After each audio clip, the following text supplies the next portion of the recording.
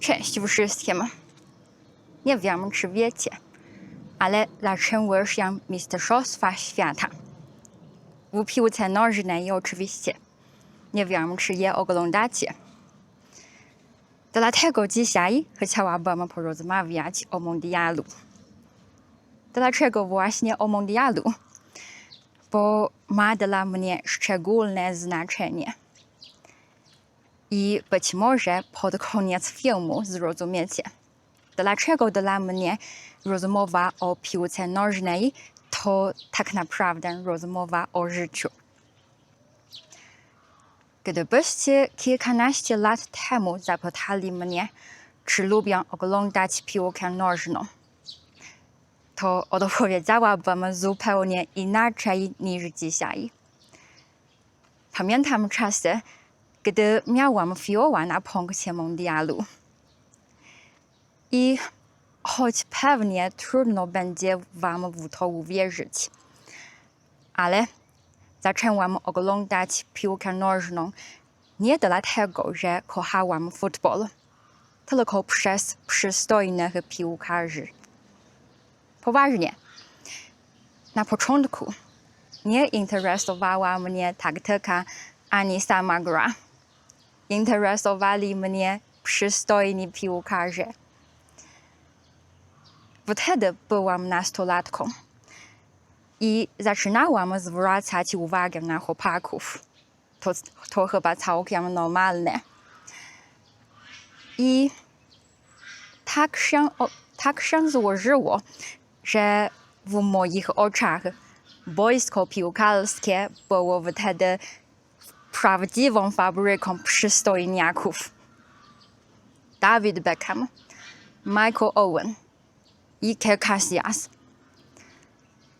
Ja i moje koleżanki najbardziej lubiłyśmy te reprezentacje, w których było najwięcej przystojnych zawodników. Anglia, Hiszpania, Niemcy. Ja miałam nawet specjalny zeszyt. Wycinałam zdjęcia piłkarzy z gazet, wyklejałam je do tego zeszytu i codziennie go przeglądałam. Ale gdy o tym dziś myślę, dochodzę do wniosku, że nie chodziło tylko o piłkarzy. Ważniejsi byli ludzie wokół mnie i ich reakcje. Miałam grupę przyjaciół, którzy byli tak samo zwariowani na punkcie mundialu jak ja. W szkole na każdej przerwie rozmawialiśmy o meczach. Kto jest przystojniejszy, kto gra lepiej, która drużyna ma szansę zdobyć mistrzostwo. Czasem potrafiliśmy nawet kłócić się przez pół dnia, tylko dlatego, że kibicowaliśmy innej drużynie. Dzisiaj te rozmowy wydają się mało ważne, ale wtedy były wszystkim. Mieliśmy wspólną pasję. Wspólnie się ekscytowaliśmy. Razem czekaliśmy na kolejne mecze. I to było naprawdę piękne uczucie. I właśnie te wspomnienia są dziś dla mnie najcenniejszą częścią tamtej młodości. Pamiętam też, jak wstawałam w środku nocy, żeby oglądać mecze. Przez różnicę czasu w Chinach wiele spotkań było transmitowanych późno w nocy albo nad ranem. Więc nastawiałam budzik. Zaspana wychodziłam z łóżka. Przygotowywałam napoje i przekąski i siadałam sama przed telewizorem. Wydaje mi to dziś trochę szalone, ale wtedy w ogóle nie czułam zmęczenia. Co więcej, oglądanie Mistrzostwa Świata na żywo było czymś modnym.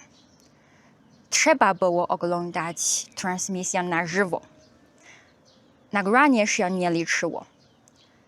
Jeśli nie obejrzałeś meczu, następnego dnia nie miałeś o czym rozmawiać z innymi.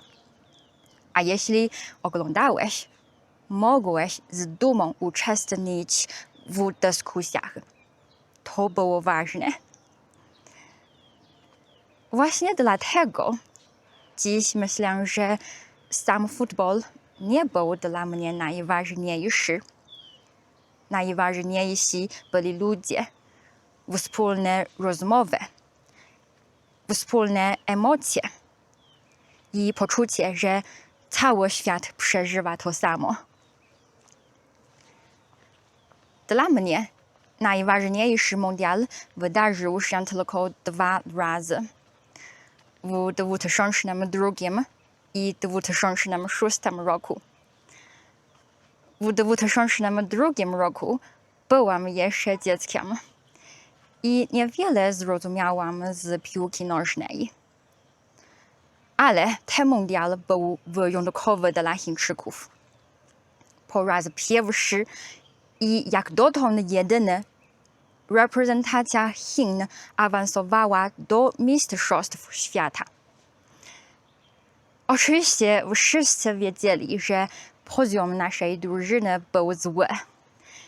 Przegraliśmy wszystkie 3 mecze i nie strzeliliśmy ani jednej bramki.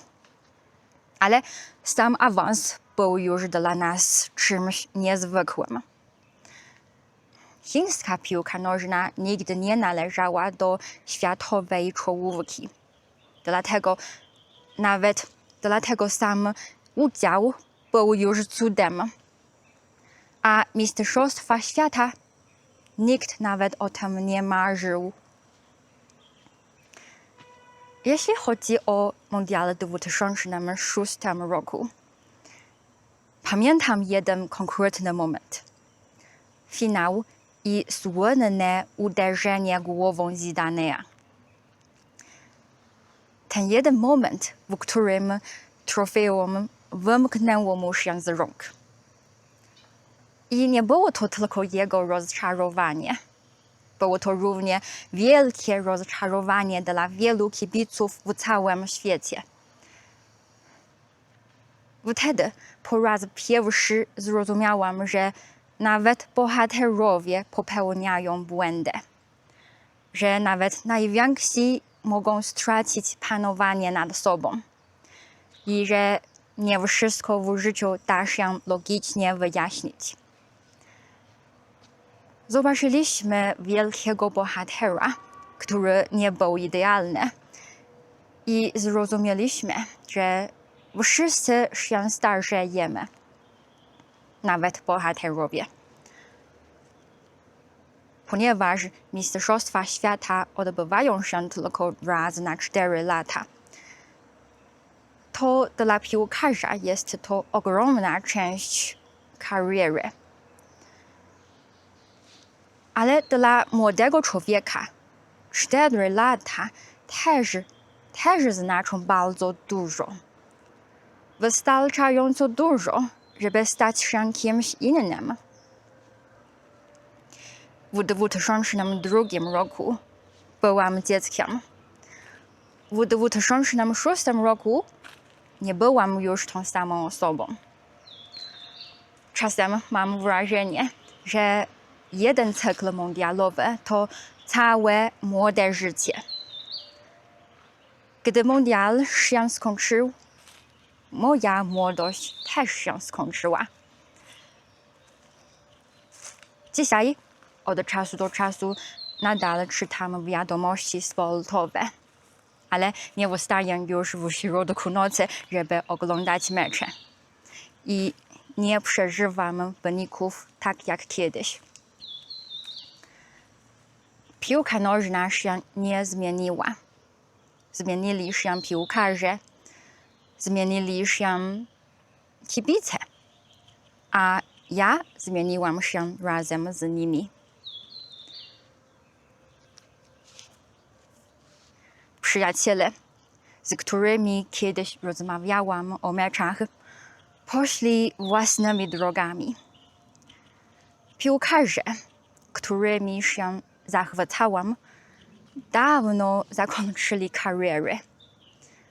A dziewczyna, która nastawiała budzik na środek nocy i była przekonana, że młodość będzie trwać wiecznie, też już dorosła.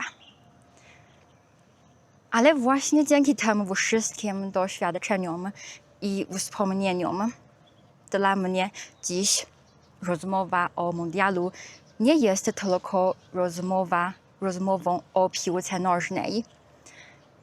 To rozmowa o mojej młodości i o czasie, do którego już nigdy nie wrócę. Dobra, to już koniec dzisiejszego filmu. Dziękuję za obejrzenie.